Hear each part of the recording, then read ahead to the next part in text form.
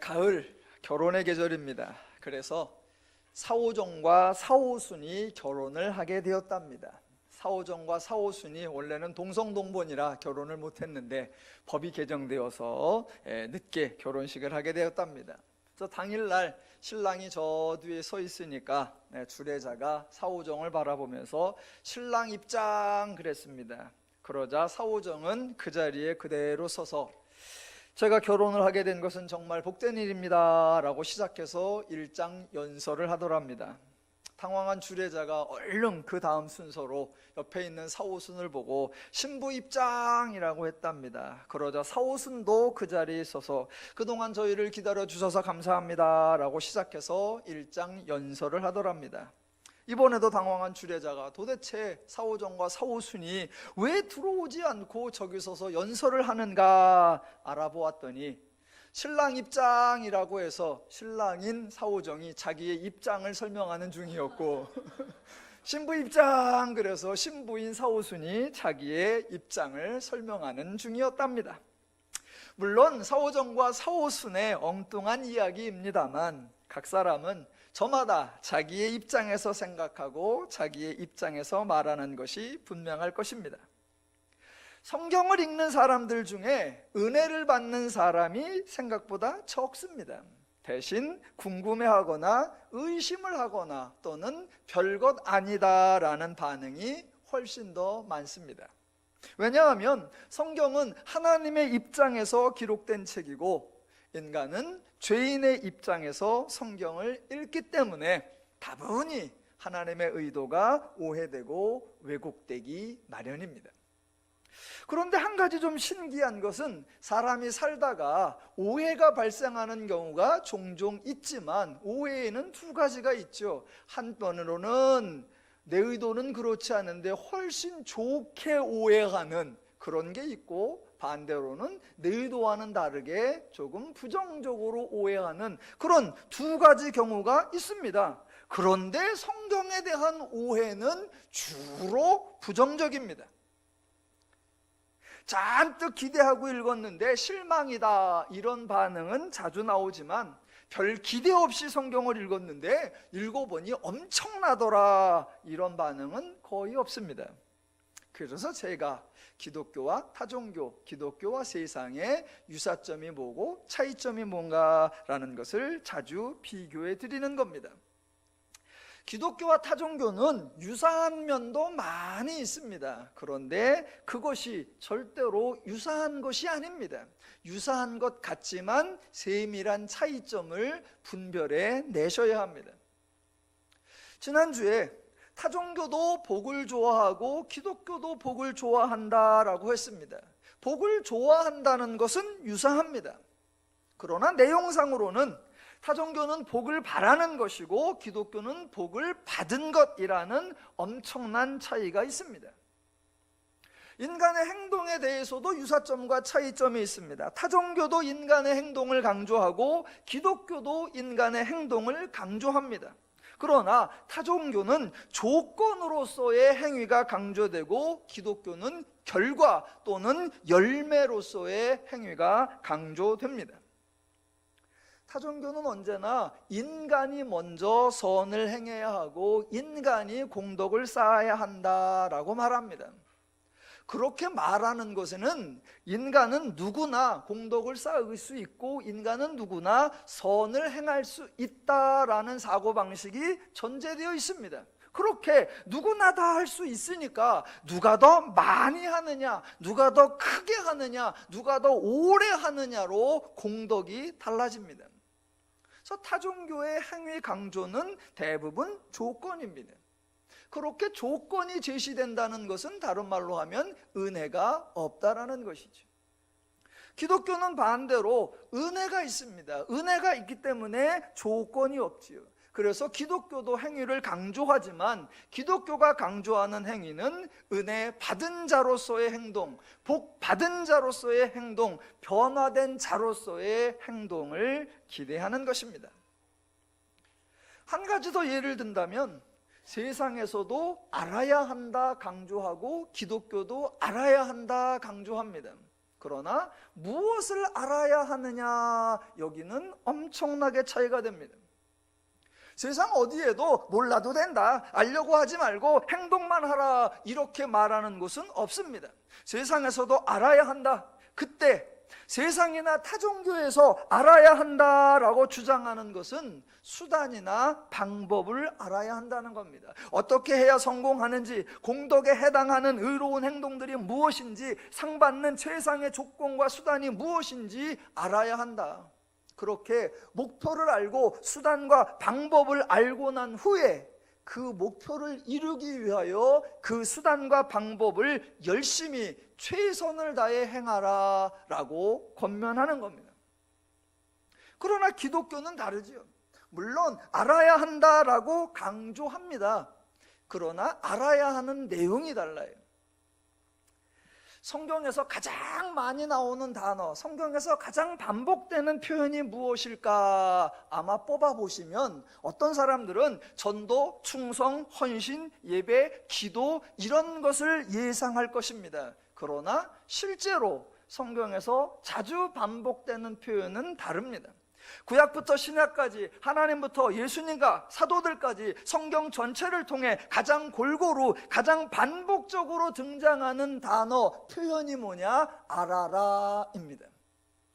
하나님께서도 사역을 행하실 때마다 내가 여호와인 줄 알라라고 말씀하셨고, 예수님도 알게 하는 것, 즉 가르치는 사역에 전념하셨고, 성령도 임하셔서 예수께서 말씀하신 것을 기억나게 하시고 알게 하신다라고 하셨고, 사도들도 편지를 쓰면서 계속해서 알기를 원하노라 라고 말합니다. 기독교도 알아야 한다라고 강조해요. 그때 기독교에서 말하는 알아야 하는 것은 내용과 순서에 있어서 세상과 다릅니다. 세상은 아까 말씀드린 것처럼 목표를 알고 그 목표를 달성해낼 수 있는 수단과 방법을 알아야 한다라고 하지만, 기독교에서는 하나님이 행하신 일, 하나님이 완성하신 결과, 그래서 내가 받은 복, 내가 받은 은혜, 하나님으로 말미암아 나에게 이루어진 열매, 그것을 알아야 한다라고 말합니다. 그렇게 결과 또는 열매를 알고 그 열매대로, 그 결과대로 행동하라라는 겁니다. 어른들이 아이들을 보면 늘 착하게 살아라 라고 하고, 상사가 아랫사람을 보면 늘 바르게 살아라 얘기를 합니다. 늘 누구나 세상 사람들도 바르게 살아라, 참되게 살아라 라고 말하죠. 그러나 기독교는 죄인에게 선을 행하라, 그런 말을 하지 않습니다. 기독교는 죄인에게 공덕을 쌓으라, 그런 권면을 하지 않습니다. 왜냐하면 죄인이 선을 행할 수 없고 죄인이 덕을 쌓을 수 없기 때문입니다. 기독교는 선을 행하라, 그 말을 하기 전에 예수님이 십자가 사역을 통해 죄인을 구원하셨다는 사실을 훨씬 더 많이 강조합니다. 그 십자가 사역으로 말미암아 본인이 구원받았다는 사실, 본인이 죄로부터 해방되었다는 사실, 본인이 이제 하나님의 자녀가 되었고 하나님의 마음과 심정과 원리와 가치와 방법을 가진 새로운 존재가 되었다는 사실, 그것을 말해주고 그것을 가르칩니다. 그래서 그 사실을 배워서 알게 된 사람이 하나님의 마음을 가졌으니 하나님의 마음으로 행동하고, 하나님의 원리를 가졌으니 하나님의 원리로 행동하라 라고 권면하는 것입니다. 하나님의 마음을 모르는 사람에게 원수를 사랑하라고 말하지 않습니다. 하나님의 심정이 없는 사람에게 과부와 고아를 불쌍히 여기라고 권면하지 않습니다. 자신이 성도됨을 모르는 사람에게 하나님께 감사하라고, 찬양하라고, 예배하라고 말하지 않습니다. 왜? 하나님을 모르는 사람은 하나님의 뜻대로 행할 수 없고, 하나님의 마음과 뜻이 없는 사람은 하나님의 원리대로 살 수 없기 때문입니다. 그래서 하나님을 모르는 사람들에게는 성경은 계속해서 한마디만 해요. 뭐라고 하느냐? 힘써 여호와를 알라. 그리고는 계속해서 하나님을 가르치고 하나님의 사역을 가르치고 성도됨을 가르칩니다. 그렇게 가르치고 가르쳐서 배워서 알게 되었을 때에, 알게 되었으니 아는 대로 행하라 라는 게 성경의 방식입니다. 그래서 오늘 10장 1절이 나오는 겁니다. 형제들아, 나는 너희가 알지 못하기를 원하지 아니하노니입니다. 12장 1절에도 형제들아 신령한 것에 대하여 나는 너희가 알지 못하기를 원하지 아니하노니입니다. 이것을 반대로 표현하면 11장 3절 나는 너희가 알기를 원하노라. 이것을 또 다른 표현으로 하면 여러분이 읽었던 6장 2절 성도가 세상을 판단할 것을 너희가 알지 못하느냐 알아야 한다. 9장 13절 제단과 함께 나누는 것을 너희가 알지 못하느냐 알아야 한다. 9장 24절 오직 상을 받는 사람은 한 사람인 줄을 너희가 알지 못하느냐 알아야 한다 라고 강조하는 겁니다. 교회, 이 교회를 한문으로 쓸 때 가르칠 교 모일 회자를 써서 교회라고 합니다. 그랬더니 어떤 분은 그 한문으로 가르칠 교자를 써서 교회가 온통 공부하고 가르치는 거하고 학교처럼 되어버렸다. 그거 잘못됐다. 한문을 바꿔야 된다. 가르칠 교자가 아니라 사귈 교자에 모일 회자를 써서 교회는 교제하는 곳이어야 되고 서로 어울리는 곳이어야 한다라고 말하기도 합니다. 예, 한편으로는 일리가 있지만 그것은 교회의 본질을 착각하는 것입니다. 교회는 하나님의 말씀을 가르치는 곳이고 정작 성도가 교제하고 사귀고 어울리고 행동하고 실천해야 하는 곳은 교회가 아니라 세상이어야 하기 때문입니다. 왜냐하면 성경을 배울 곳은 오직 한 곳 교회뿐이기 때문에 교회는 성경을 가르쳐야 하고 성도의 실천으로 변화되고 새롭게 되어야 할 곳은 바로 세상이기 때문입니다.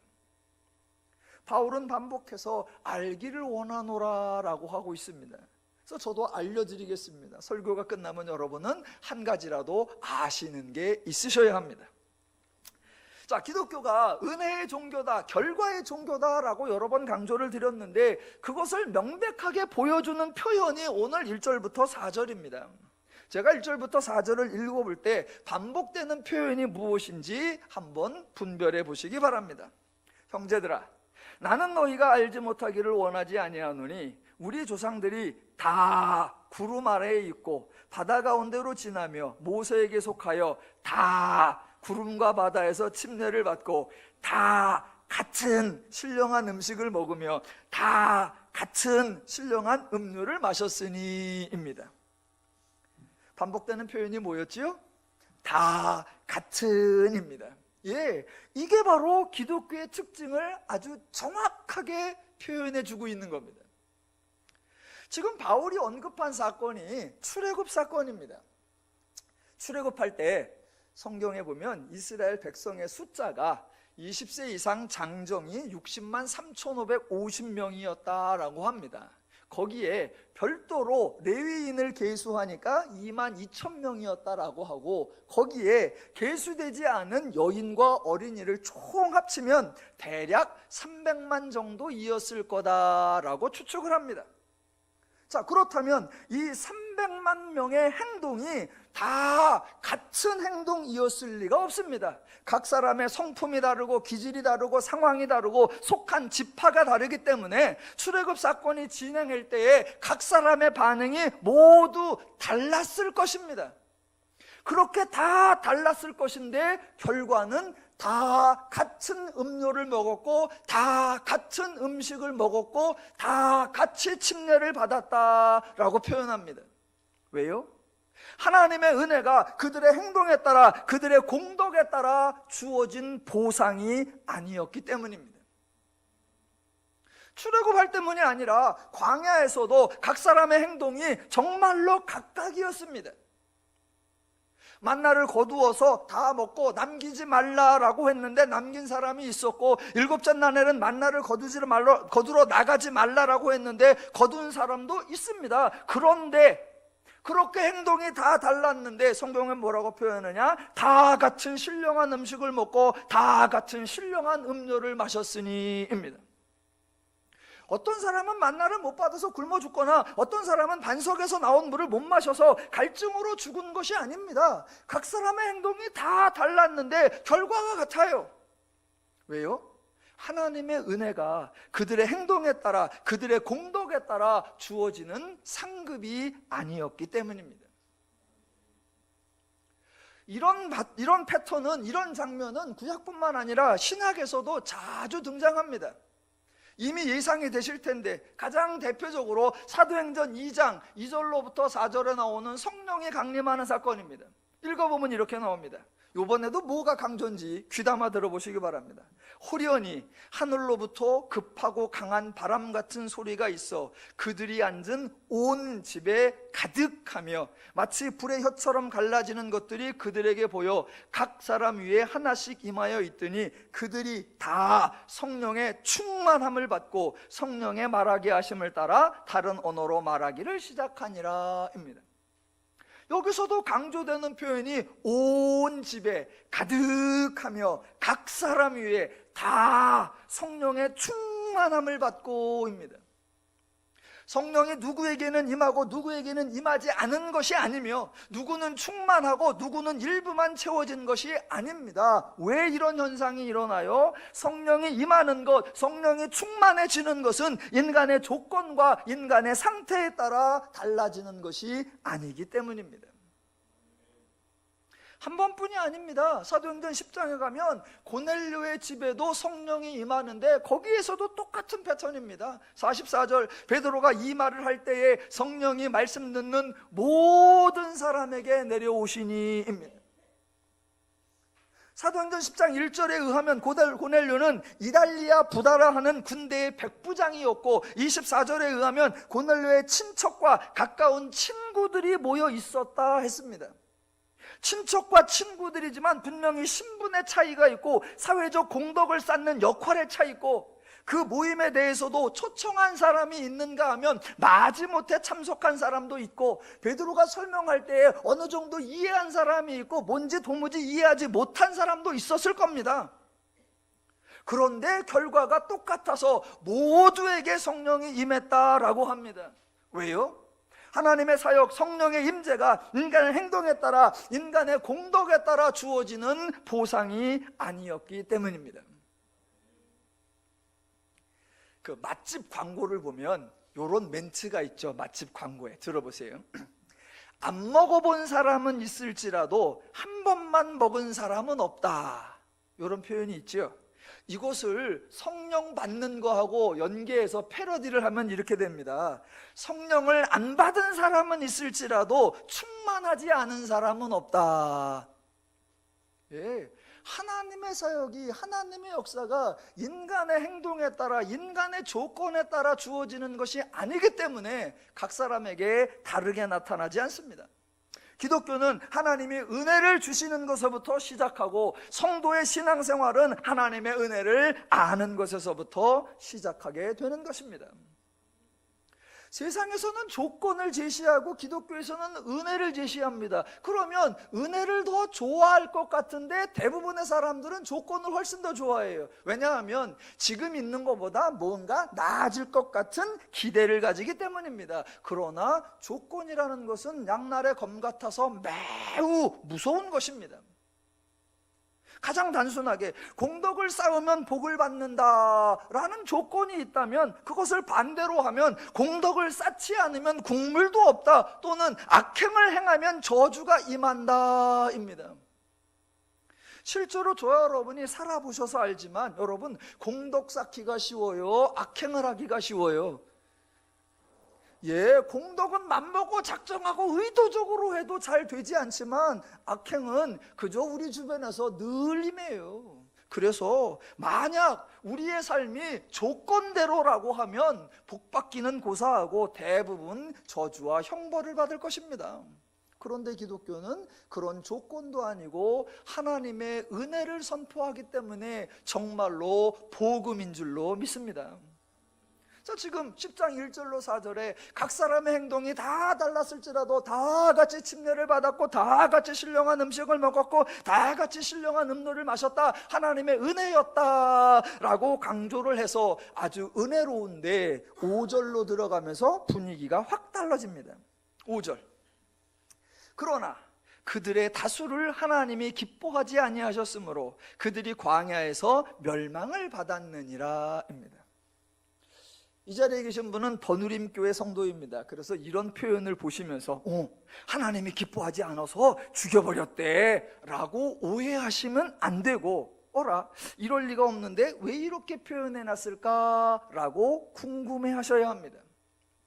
어떤 사건을 묘사하려면 원인과 결과를 잘 표현해야 하는데 5절은 얼핏 보면 오해를 낳을 수도 있습니다. 5절 그대로 표현대로라고 하면 결과가 무엇이냐? 다수가 광야에서 멸망을 받았다는 겁니다. 원인이 무엇이냐? 그들의 다수를 하나님이 기뻐하지 않으셨다라는 겁니다. 이런 표현, 이런 이해가 맞을까요? 예, 그럴 리가 없습니다. 왜냐하면 어차피 하나님이 인간의 행동과 관계없이 하나님의 은혜로 이스라엘을 출애굽시켰는데 그런 하나님이 갑자기 그들의 다수를 기뻐하지 아니하셨을 리가 없고 더 나아가 광야에서 멸절하셨을 리가 없기 때문입니다. 자, 5절을 하나하나씩 좀 5절부터 살펴보겠습니다. 자, 제일 먼저 그들의 다수를 이라고 나옵니다. 5절에 나오는 다수는 그들 중에 몇 명, 그들 중에 몇 사람, 그들 중에 어느 정도 그런 의미가 아니라 대다수 또는 거의 대부분입니다.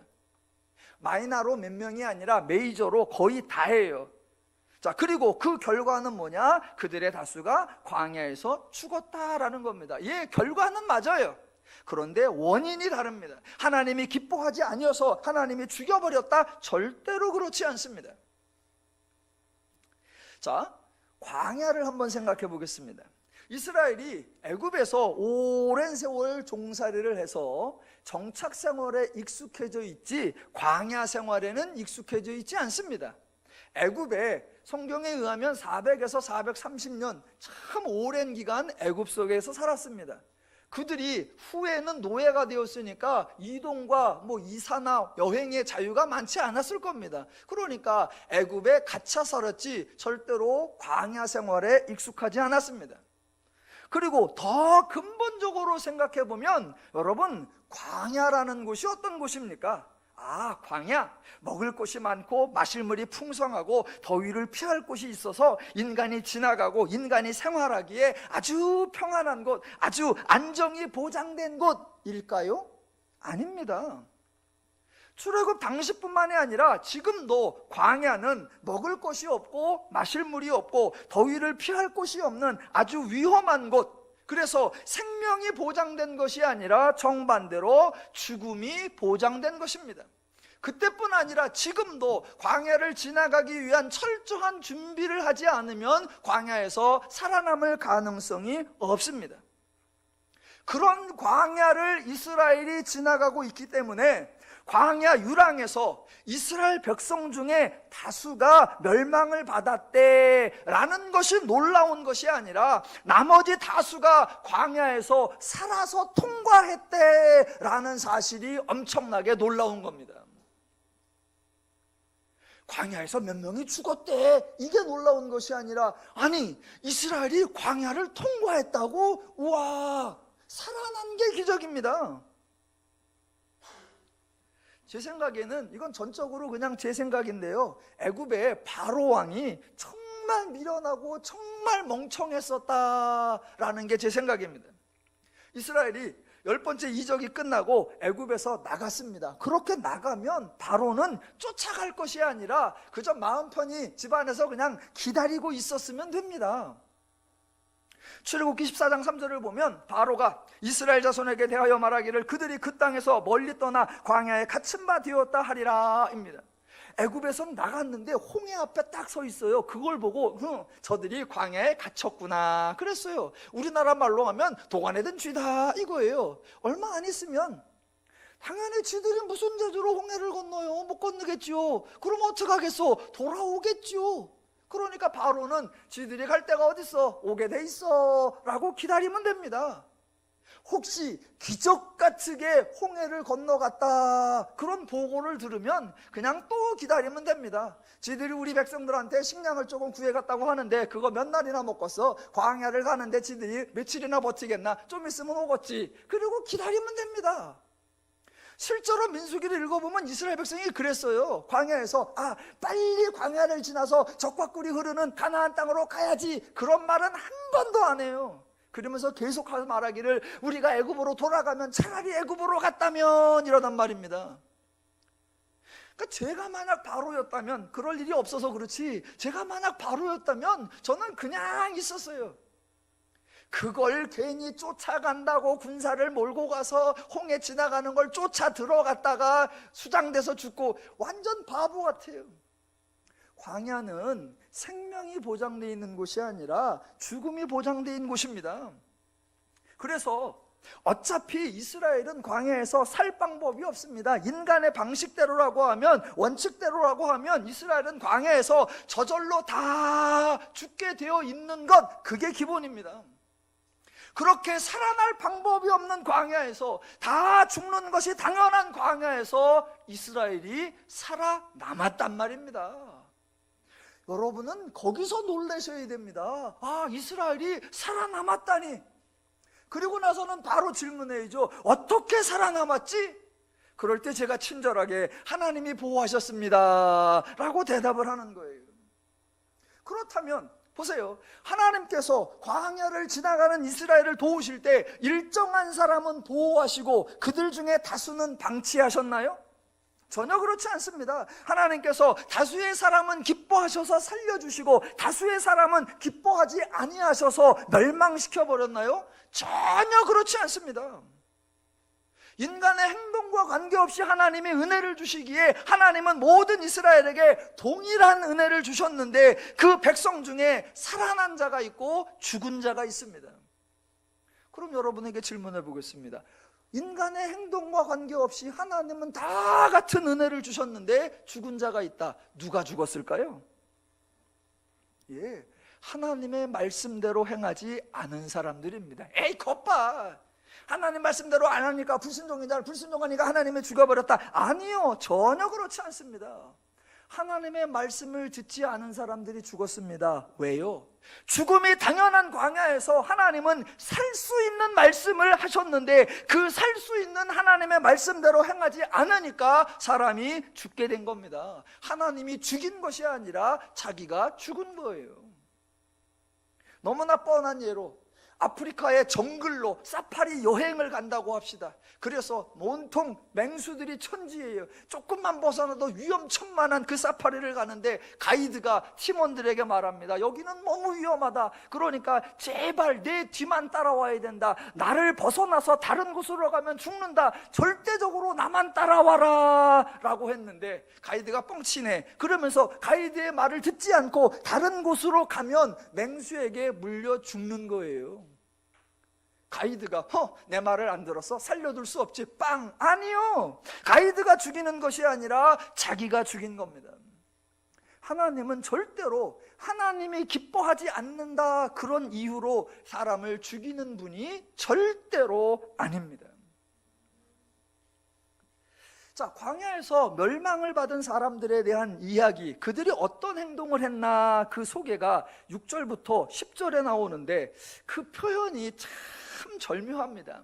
제가 우리말 성경을 읽을 때마다 가끔 오해를 살만하다 그래서 안타깝기도 하지만, 가끔은 어떻게 이렇게 표현을 했나 기가 막힐 만큼 놀랄 때가 있습니다. 그 중에 하나가 6절인데 다시 보겠습니다. 이러한 일은 우리의 본보기가 되어 우리로 하여금 그들이 악을 즐겨한 것 같이 즐겨하는 자가 되지 않게 하려 함이니입니다. 이스라엘 백성들이 행한 행동을 뭐라고 하느냐? 악이라고 합니다. 그런데 단순하게 악을 행했다라고 하지 않고 그들이 악을 즐겨 행했다라고 표현합니다. 이 말은 이스라엘 백성들이 광야에서 악을 행하긴 했는데 어쩔 수가 없어서, 무지한 가운데 다른 대책이 없어서 했다, 그런 의미가 아닙니다. 즐겨하다라는 단어의 사전적 의미가 원하다, 탐내다, 사모하다입니다. 그러니까 악을 행하기를 바랬고, 악을 행하기를 원했고, 의도적으로, 구체적으로, 적극적으로 악을 행했다라는 말입니다. 자, 여러분이 출애굽에 나온 이스라엘 백성이라고 생각하고 광야의 현장에 서 있다고 생각을 해보십시오. 광야를 지나가는 이스라엘 백성에는 두 가지 방법이 있었고 그 중에 선택을 할 수 있었습니다. 한 가지는 뭐냐? 그동안 애굽에서 살면서 배웠고 애굽에서 살 때 늘 행했던 죄의 원리입니다. 물론 애굽에서는 그것을 죄의 원리라고 부르지 않죠. 상식이라고 하거나 또는 지혜로운 방식 또는 현명한 방식이라고 불렀을 겁니다. 그런 원리가 하나 있었고 또 다른 원리가 하나 있는데 그건 출애굽 과정에서 하나님께서 모세를 통하여 말씀하신 것, 또 10가지 이적을 통해 직접 체험하면서 새롭게 배운 것, 또 시내산에서 하나님께서 돌판에 새겨주신 것, 또 여러 상황에서 계속해서 전달해 주신 하나님의 원리가 있습니다.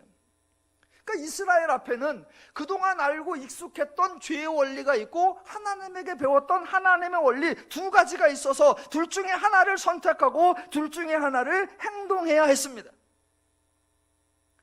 광야라는 것을 지나갈 때 죄인들의 상식적 수준에서 생각하면 300만 명이라고 하는 사람들이 애굽에서 챙겨온 일정한 식량을 가지고 거기를 지나가면서 생존할 수 없습니다.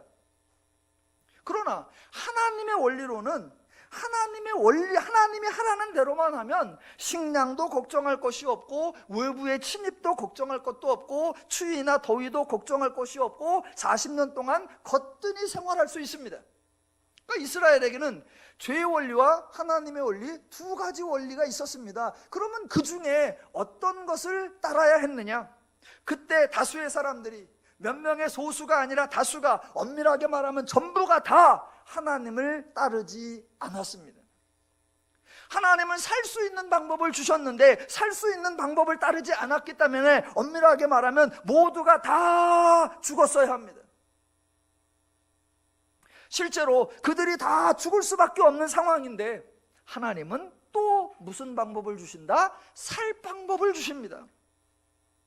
하나님은 광야에서 죽는 방법이 아니라 언제나 어차피 원래부터 죽게 되어 있는 그 삶의 현장에서 살 수 있는 방법을 계속해서 알려주시는 거예요. 살 수 있는 방법을 불순종해서 죽게 되어 있어요. 그러니까 어쩔 수 없어 죽어라가 아니라 또 살 수 있는 방법을 알려주십니다. 그 가장 대표적인 사건이 노뱀 사건입니다. 그들이 불뱀에 물려 다 죽게 되었을 때 하나님은 노뱀을 만들어 높이 들게 하고 쳐다보면 살 것이다 라고 무슨 방법을 주셨다? 살 수 있는 방법을 주셨어요. 그런데 다수가 또 뭐라 그래요? 그게 말이 돼, 쳐다본다고 살아 라고 살 수 있는 방법을 따르지 않습니다. 그러면 어떻게 돼요? 죽는 거죠. 절대로, 제가 자꾸 반복합니다. 내 말을 노뱀을 봐라 그랬더니 안 봤어? 안 본 놈들은 내가 죽여. 그래서 죽이는 게 아니에요. 어차피 죽는 건데 하나님이 사는 방법을 알려주시는 거예요. 그래서 쳐다본 자 다 살더라예요. 그런데 안 쳐다본다, 사는 방법을 안 따르니 당연히 죽는 겁니다. 이스라엘이 불순종하니까 하나님이 기뻐하지 아니하셔서 죽여버리시고 심판하고 멸망버리고 절대로 그렇게 하지 않습니다. 여러분이 주변의 사람들과 기독교에 대한 이렇게 이야기를 하려고 하면 기독교를 비난해서 기독교에 대하여 시비를 거는 사람들이 종종 있죠. 그때 시비를 거는 내용이 거의 다 비슷합니다. 제일 먼저 시비를 거는 게 뭐예요? 왜 하나님은 명령을 내렸느냐? 왜 하나님은 선악과를 만들어냈느냐? 늘 거기서부터 시작하죠. 선악과를 안 만들었으면, 선악과를 먹지 말라 그런 말을 안 했으면 먹지도 않았고 불순종도 안 하지 않았겠느냐? 그랬으면 어차피 죽지도 않을 거 아니냐? 그런데 하나님은 왜 그걸 만들어 놓고 왜 먹지 말라고 그러고 왜 그래 놓고 먹었다고 죽이고 왜 그러느냐?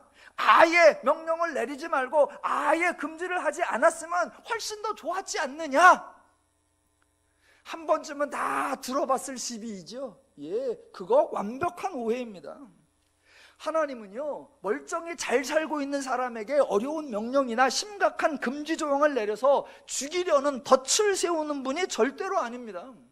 하나님은 저와 여러분의 삶 가운데 멀쩡히 잘 살고 있는 사람에게는 전혀 간섭도 하지 않고 말씀도 하지 않고 사명도 주시지도 않습니다. 왜요? 잘 살고 있으니까. 잘 살고 있는 사람에게 하나님이 그거 뭔가 시기가 나고 그거 뭔가 안 입고 와서 힘들게 하고 어렵게 하지 않습니다. 잘 살고 있을 때는 하나님은 그냥 냅둡니다. 그런데 만약 어떤 사람이 곤경에 처하면, 어떤 사람이 시험에 들면, 어떤 사람이 어려운 일을 겪으면, 어떤 사람이 죄에 사로잡히면 하나님이 간섭하시고 말씀하십니다. 무슨 말씀을 하세요? 곤경을 벗어날 수 있는 말씀, 위기를 극복할 수 있는 말씀, 죄를 이길 수 있는 말씀, 그 말씀을 하세요. 그래서 신학교 간증에서 늘 바로잡아야 되는 거, 제가 잘 나갔었습니다, 한때는 아주 멋졌습니다, 한때는 높였습니다, 그런데 하나님이 나를 쳐서 하나님이 나를 불러왔습니다. 다 뻥이에요. 하나님은 인간이 잘 나갈 때 절대로 안 봅니다. 언제? 잘 나가다 망했을 때, 건강하다 아팠을 때, 뭔가 틀어졌을 때, 그때 하나님은 부르세요. 왜? 아무도 안 부르니까. 아무도 안 부르니까. 잘 나갈 땐 내버려두세요. 왜? 워낙 부르는 사람이 많으니까. 그런데 망해서, 다쳐서, 힘들어서, 어려워서 아무도 둘러보지 않고 아무도 부르지 않아. 그때 하나님이 부르시고 그때 하나님이 역할을 맡겨주십니다. 하나님의 말씀은 우리를 올가매는 올가미가 아니라 우리를 살려내는 동아줄이고, 하나님의 말씀은 우리를 방해하는 걸림돌이 아니라 우리를 살려내는 디딤돌인 줄로 믿습니다. 금년이 종교개혁 500주년입니다. 그래서 기독교가 본질로 돌아가야 된다, 오늘날 기독교가 타락했다, 오늘날 기독교가 변질했다, 이런 말을 자주 듣습니다. 여러분, 기독교가 타락을 한지 어떻게 인식하십니까? 복음이 변질됐다는 것을 어떻게 분별하십니까? 아, 목사가 돈을 많이 가져간다, 그럼 복음이 변질된 겁니까? 아, 교회가 건물을 산다, 그럼 기독교가 타락한 겁니까? 아니요. 기독교가 타락했다는 거, 복음이 변질됐다는 것을 어떻게 분별할까? 예를 들면 이런 겁니다. 기독교 신앙은 하나님이 명령하거나 억압하거나 강요하지 않고 하나님을 알아서 본인이 기뻐하여 즐거워하여 스스로 자원하여 하도록 되어 있습니다. 그런데 기독교 신앙의 내용이 기뻐하여 스스로 자원하는 것이 점점 줄어들고 규정하는 것이 늘어나면 그게 바로 기독교가 변질하고 복음이 타락한 겁니다. 기독교에서 예배를 누가 드리죠? 하나님께 감사하는 자가 예배를 드립니다. 그런데 성도는 예배해야 한다라고 규정을 하면 그게 타락입니다. 기독교에서 누가 찬송을 합니까? 하나님의 사랑에 감격하는 자입니다. 하나님이 너무 고맙고 하나님이 너무 감사해서 저절로 노래가 나오고 하나님을 높이는 찬양이 나오는 거, 이게 신앙입니다. 그런데 찬송은 성도의 의무다라고 규정하면 그게 타락하는 겁니다. 기독교에서 누가 전도하죠? 복음으로 살아보니까, 하나님의 마음으로 살아보니까 너무 좋아, 너도 이렇게 좀 됐으면 좋겠어 라고 전도하는 겁니다. 그런데 전도는 하나님의 지상명령이다 라고 규정해버리면 그게 타락입니다. 누가 기도하죠? 하나님의 도우심을 받고 하나님이 나를 인도해 주셨으면 좋겠다, 하나님을 의지하는 자가 기도하는 겁니다. 그런데 성경에 보니까 항상 기도하라고 말씀하셨습니다. 기도는 성도의 의무입니다 라고 강요하면 타락입니다. 교회에 누가 제일 먼저 와서 누가 제일 늦게까지 남아있지요? 교회를 사랑하는 자예요. 교회를 사랑해서 성도들이 올 수 있도록 편안하게 준비를 해야 되겠다, 성도들이 간 뒤에 교회를 잘 정리해야 되겠다, 그렇게 교회를 사랑하는 목사나 장로가 하는 거예요. 그런데 목사나 장로는 제일 먼저 와서 제일 늦게까지 있어야 됩니다. 중간에 가는 장로는 장로도 아닙니다. 이렇게 말하면 그게 타락이에요. 제 머릿속에 두 분을 염두에 둔 게 절대로 아닙니다. 자원하는 신앙과 규정하는 종교는 실제 생활에서 어마어마하게 차이가 납니다. 기독교 신앙에는 규정이 없습니다. 규정이 없으니까 어떤 결과가 나타나느냐? 정죄가 없어요. 여러분, 얼만큼 예배하고 얼만큼 기도하고 얼만큼 감사하고 얼만큼 찬양해야 하죠? 아마 대부분의 성도님들은 일주일에 한 번 교회를 나오실 겁니다. 지금 여러분은 신앙생활을 잘하고 계시는 거예요? 잘못하고 계시는 거예요? 규정이 없으니까 판단을 하지 못하고 당연히 정죄를 하지 못하는 거예요. 그런데 종교가 규정화가 되면 아무도 살 수 없습니다. 종교가 규정을 정하고 종교가 법으로 만들어버리면 규정을 지킨 사람, 규정을 행한 사람은 당연히 자랑과 교만과 그 자만이 따라오게 되어 있습니다. 그런 사람들은 자기는 규정을 지켰다는 자만감에 의하여 자신이 다른 사람이 규정을 지키지 못한 사람 당연히 정죄하고 비난하고 심판할 겁니다. 규정을 지킨 사람의 기고만장 참으로 눈뜨고 못 볼 정도일 겁니다. 규정을 정하고 법을 정하면 규정을 지키지 못한 사람은 반대로 좌절감에 빠져서 절망할 거예요. 행여 진노가 임할까, 행여 두려움이 임할까, 불안감에 살 수가 없어서 그 참담함이 차마 눈뜨고 못 볼 정도입니다. 규정이라는 게 어마어마한 거예요. 그런데 기독교는 규정으로 성도를 통제하는 것이 아니라 하나님의 은혜를 알게 하여 그 은혜를 아는 자가 자원함으로 기뻐함으로 스스로 하나님의 원리를 따르게 하는 정말 멋진 신앙입니다. 혹시 성경에 보면 규정들이 되게 많지 않아요? 성경에 규정들이 많던데? 라고 물으실 분이 계실 겁니다. 예, 성경에 당연히 규정들이 있습니다.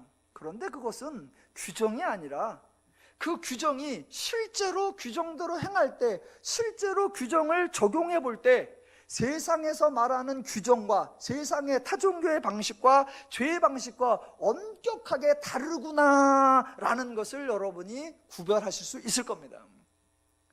규정이 있기는 한데 실제로 적용을 해보면 세상에서 말하는 규정의 의미와는 완전히 달라진다는 거예요. 하나 예를 들어볼게요. 레위기 19장 9절에 가보면 이런 구절이 있습니다. 너희가 너희의 땅에서 곡식을 거둘 때에 너는 밭 모퉁이까지 다 거두지 말고 내 떨어진 이삭도 줍지 말며 내 포도원의 열매를 다 따지 말며 내 포도원에 떨어진 열매도 줍지 말고 가난한 사람과 거류민을 위하여 버려두라. 나는 너희의 하나님 여호와이니라 입니다. 예, 이게 규정이에요. 그런데 이 규정이 딱 듣는 순간 아, 세상하고 완전히 다르구나 라는 걸 느끼십니까? 이거 규정인데 이 규정에 의하면 규정을 지킨 사람도 자랑할 수 없고 규정을 못 지킨 사람도 비굴하지 않습니다. 제가 여러분이 지금 구분을 못 하시는 표정 같아서 제가 실례를 들어드릴게요. 자, 곡식을 거둘 때 한쪽 구퉁이를 남겨두었다 끝. 그 순간 여러분은 야, 이 규정이 정말 절묘하구나 느끼셔야 돼요. 제가 구체적으로 한번 예를 들어볼게요. 자, 죄인들이 하나님의 원리가 아니고 세상의 원리다라고 하면 이렇습니다. 죄인들 중에도 가끔 착한 죄인들 중에도 가끔 선한 죄인이 있죠. 그래서 뭔가를 구제하고 이웃과 나누는 사람이 있습니다. 자, 그래서 그 사람이 그 밭을 싹 추수하면 10가마가 수확이 됩니다. 그러면 10가마 중에 한 말 정도를 구제용으로 쓰려고 해요. 자, 그때 세상의 방식, 죄의 방식은 이렇게 하는 겁니다. 추수할 때 알뜰하게 거둬, 싹 거둬, 빠지지 말고 거둬, 촘촘히 거둬. 그래서 싹 거두는 거예요. 그러면 10가마가 생겼어요. 그 중에 한 말을 구제용으로 띄워놓습니다. 그래놓고 주변 사람들에게 공지합니다. 요번에 내가 추수를 잘해서 한 말을 구제용으로 쓰려고 한다. 그러니까 구제받을 사람은 몇 날 며칠 우리 집 마당으로 와라 그럽니다. 그래서 그날 이제 구제미 나눠주는 게 됩니다. 그러면 나눠주는 사람의 그 온유함과 자비함과 자랑함과 교만함이 가득 드러나고 그것을 받는 사람의 연약함과 부족함과 가난함과 초라함이 적나라하게 드러납니다. 세상의 방식이에요. 그런데 하나님의 방식, 레위기 19기장의 방식을 볼까요? 분명히 이번에도 똑같이 10가마 수확 중에 한 말을 구제용으로 씁니다. 근데 성경은 어떻게 하느냐? 추수할 때 한쪽 구퉁이를 남겨놓으라 끝이에요. 그러면 그냥 남겨놓고 주인은 추수해서 갔습니다. 끝. 그랬더니 어떤 사람이 와서 그거를 베어갖고 어떤 사람이 와서 이삭을 주워갔어요. 주는 사람도 절대로 교만하거나 자랑하거나 의시될 수 없으며 가져가는 사람도 절대로 노출되거나 비난받거나 초라하거나 좌절감이 없습니다. 이 차이점 아주 작은 것 같은데 이 하나님의 절묘한 방식을 여러분은 분별하셔야 합니다. 결국은 똑같지 않느냐? 아니요. 아니요. 이렇게 따질 수도 있겠죠. 하나님은 결국 한 모퉁이였는데 이 착한 죄인은 싹 걷어다가 한 가마를 구제했다. 훨씬 더 낫지 않느냐? 아니요.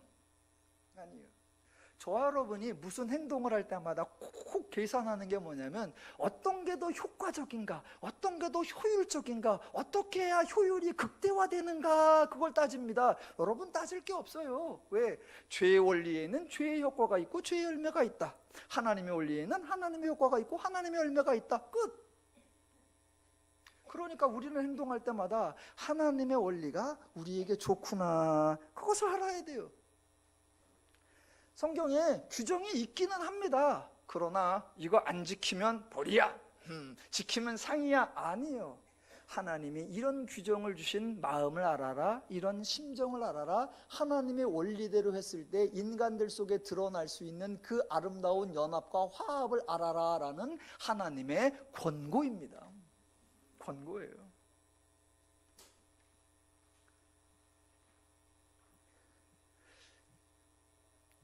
하나님은 광야에서 규정을 만들고 이스라엘이 지키지 않으니까 기뻐하지 않으셨고, 그래서 그들을 멸망시켜버리고 절대로 그렇게 하지 않습니다. 광야에서 이스라엘이 악을 즐겨 행했다라고 나오는데 그 악한 행동들이 구체적인 사례가 7절부터 나옵니다. 7절. 그들 가운데 어떤 사람들과 같이 너희는 우상 숭배하는 자가 되지 말라. 기록된 바 백성이 앉아서 먹고 마시며 일어나서 뛰논다 함과 같으니라. 여기서 어떤 사람들이라고 표현되고 있다고 해서 특정한 몇몇 사람이라고 착각하시면 안 됩니다. 그리고 우상 숭배하니까 하나님이 죽였다라고 오해해서도 안 됩니다. 당시 우상의 종교 양식에는 사람을 죽여서 바치는 방식도 있었습니다. 그러므로 우상 숭배를 하면 죽는 사람이 나오는 것입니다. 하나님의 징계가 아니라 죄의 결과입니다. 8절. 그들 중에 어떤 사람들이 음행하다가 하루에 23,000명이 죽었나니, 음행이나 건강하지 못한 관계를 맺으면 당연히 질병이 나오고 사람이 죽습니다. 하나님의 심판이나 형벌이 아니라 죄의 결과입니다. 9절. 그들 가운데 어떤 사람이 주를 시험하다가 뱀에게 멸망하였나니, 여기서 시험했다라는 말이 하나님에게 무슨 질문을 했다는 것이 아니라 설마 하나님 말씀대로 되겠냐 라면서 불신하고 하나님의 원리 대신 죄의 원리를 따랐다는 겁니다. 그러니까 하나님이 시험하였기에 하나님의 저주로 뱀을 보는 것이 아니라 죄를 행하였으니 죄의 결과가 임했다, 그런 표현입니다. 10절. 그들 가운데 어떤 사람들이 원망하다가 멸망시키는 자에게 멸망하였나니, 원망을 하는 사람이 있으면 원망을 받는 사람이 있습니다. 그러면 원망하는 자와 원망 받는 자가 원수가 되고 그들의 관계 속에 멸망이 임하게 되어 있는 겁니다. 인간이 원망했다고 하나님이 절대로 죽이지 않습니다. 10절에 보면 원망한 자에게 멸망시키는 자에게 멸망하였다라고 나오는데 하나님이 멸망시키는 자입니까? 절대로 그렇지 않습니다.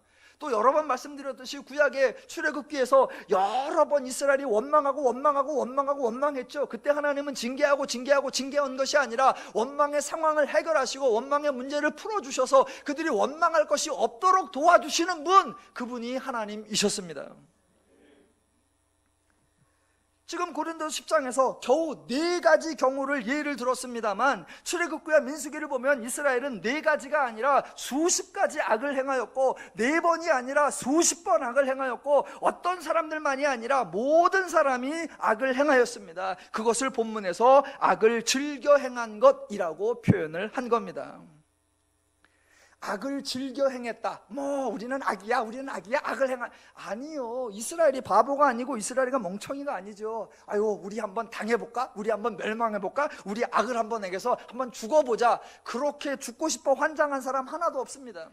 모든 사람들은 계획하고 계산하고 판단하고 자기에게 유익이 되는 결정을 내립니다. 특히나 죄인들은 아주 치밀하고 섬세하고 정교하게 자기의 유익을 추구합니다. 이스라엘도 마찬가지였어요. 자기들이 어려서부터 생활했던 죄의 원리, 그것이 하나 있었고 출애굽할 때 배웠던 하나님의 원리, 그것이 있어서 둘 중에 늘 따져보고 계산했는데 그 결과 자기들 생각에 좋아 보이는 것, 자기들 생각에 효과적인 것, 자기들 생각에 유익하다는 것을 즐겨 행했죠. 하나님은 그걸 악이라고 보셨는데 이스라엘은 그것을 좋은 것이라고 생각하더라는 겁니다. 그게 무지함이고 그 무지함이 안타까워서 하나님은 계속 알아라 라고 하는 거예요. 하나님은 악이라고 하는데 자기들은 따져보니까 이건 악이 아니야, 이건 좋은 거야, 이건 나에게 유익해, 이대로 하는 게 나에게 좋겠어 라고 즐겨하더라. 그 즐겨한 것이 7절에 우상숭배, 8절에 음행, 9절에 주를 시험하는 것, 10절에 원망이었습니다. 죄인의 가장 안타까움이 뭐예요? 악을 악으로 볼 줄 모른다는 거지요. 하나님의 은혜를 은혜로 볼 줄 모른다는 거지요. 그래서 악임에도 불구하고 악을 악으로 보지 않고 좋은 것으로 여겨서 즐겨하더라라는 겁니다. 가끔 세상에 나오는 성공하는 사람의 몇 가지 법칙, 현명한 사람의 몇 가지 법칙, 이런 자기 개발서를 보면 참으로 어이없는 내용들이 나오죠. 예를 들면 이런 거죠. 자, 성공하는 법칙, 우선순위를 정하라, 또는 중요한 일부터 하라. 저는 그게 가장 바보 같은 소리라고 생각해요. 왜냐하면 여러분, 모든 사람은 우선순위가 있어요. 세상 사람들 중에 사소한 일부터 하는 사람은 한 명도 없습니다. 혹시 옆 사람을 보니까 옆 사람이 사소한 일부터 하는 것 같아요? 그래서 답답해요?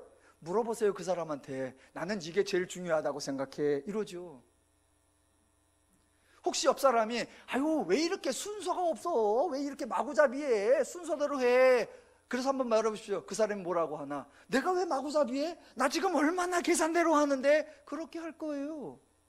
죄인 중에 우선순위가 없고 죄인 중에 중요한 일부터 하지 않는 사람은 없어요. 그런데 문제는 뭐냐? 그게 중요하냐? 그게 우선적이냐라는 거죠. 제가 쓸 리가 없습니다만 만약 제가 자기 개발서를 하나 쓰면 우선순위를 정하라, 중요한 일부터 하라, 그런 말은 안 쓸 거예요. 대신 이렇게 쓸 겁니다. 그 순서가 맞는가? 그것이 과연 중요한가? 바울이 고린도 교인들에게 계속 부탁하는 게 뭡니까? 10장 1절, 너희가 알지 못하기를 원하지 아니하노니. 알아야 한다는 거예요. 바르게 알아야 한다는 거예요. 바울이 계속해서 권고했던 것, 제가 지난주, 지지난주, 진주난주 계속했던 게 뭐예요? 좋은 것을 하라라는 거였습니다. 다른 말로 하나님의 명령이니까 억지로 하는 것이 아니라 자기에게 유익하니까, 유익한 거니까 기꺼이 하라라는 겁니다. 지금 이스라엘도 자기에게 유익한 줄 알고 즐겨했습니다. 바울도 너희에게 유익한 것을 즐겨하라는 거예요. 그때 과연 무엇이 유익한 것인가, 무엇이 정말로 좋은 것인가를 분별해 내야 한다는 겁니다. 그래서 바울이 자기에게 좋은 것을 하라, 유익한 것을 하라 라고 하면서 계속해서 뭐 하는 겁니까? 알기를 원하노라, 알기를 원하노라, 알지 못하기를 원치 아니하노라 라는 거예요.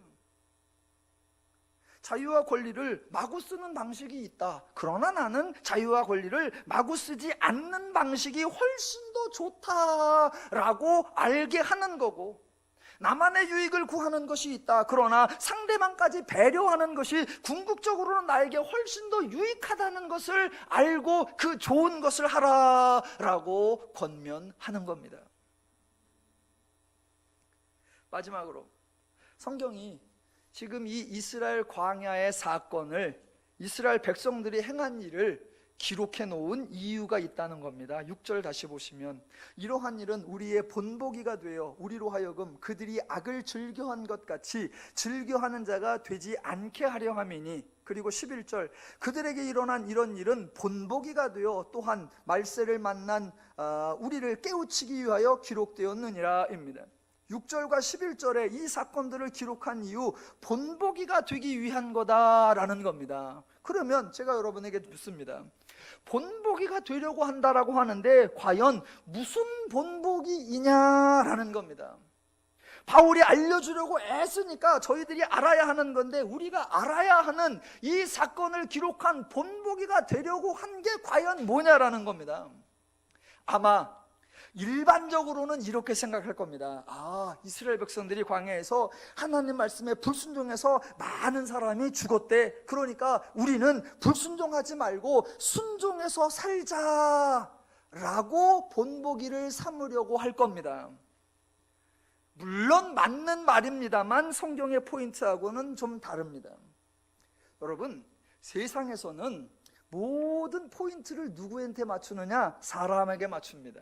그래서 이런 얘기를 해주면서 사람이 조심해야 하고, 사람이 잘해야 하고, 사람이 행동해야 되고, 사람이 선을 쌓아야 돼, 모든 결정적 요소를 누구라고 생각한다? 사람이라고 말합니다. 그래서 이런 본보기를 보여주면서 너희가 조심해, 너희가 신중해, 너희가 잘해, 너하기 달렸어 라고 사람에게 포인트를 맞춘단 말입니다. 그러나 성경의 포인트는 사람이 아니라 하나님에게 맞춥니다. 그래서 이 사건을 본보기로 보여주는 포인트는 어떤 사람이 악을 행하다가 멸망받았대, 이 얘기가 아닙니다. 그거를 정반대로 뒤집어서 성경이 본보기 삼으려고 하는 건 이겁니다. 이 본보기를 통해서 알라라고 강조하는 건 뭐냐면, 모두가 죽을 수밖에 없는데 하나님이 살려주셨대. 하나님의 역사, 하나님의 은혜입니다. 사람은 계속하여 악을 행했는데 하나님이 계속하여 은혜를 주셨다. 그래서 바울의 결론이 뭐예요? 하나님 알기를 원하노라 입니다.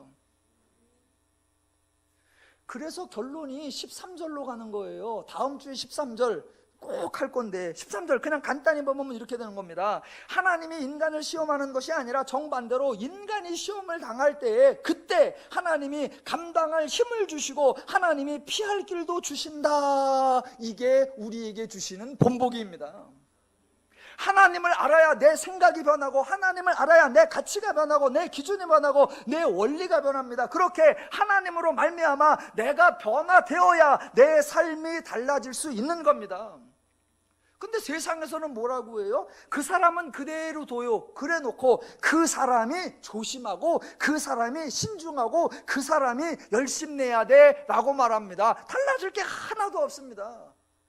죄인이 신중하면 신중한 죄를 짓고요, 죄인이 조심하면 조심스럽게 죄를 짓고요, 죄인이 열심내면 열심히 죄를 져요.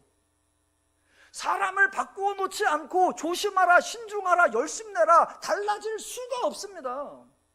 기독교는 그렇게 바보 같은 얘기를 안 해요. 이 작은 차이점, 이 순서 하나의 차이점을 여러분 구별해 내셔야 합니다. 기독교는 성도들에게 이렇게 하라 저렇게 하라 그런 행동을 먼저 요구하지 않는단 말입니다. 대신 하나님을 가르치고 복음을 선포하고 성도됨을 가르칩니다. 왜? 그렇게 하나님을 알아야 성도가 변하고, 성도의 가치와 원리와 마음과 기준과 원리와 방법이 바뀌어야 그에 따른 새로운 행동, 새로운 실천, 새로운 삶이 가능할 것이기 때문입니다.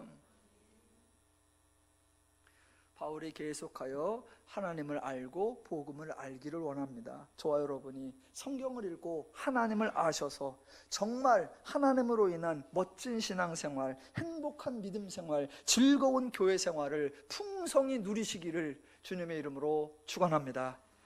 기도하겠습니다.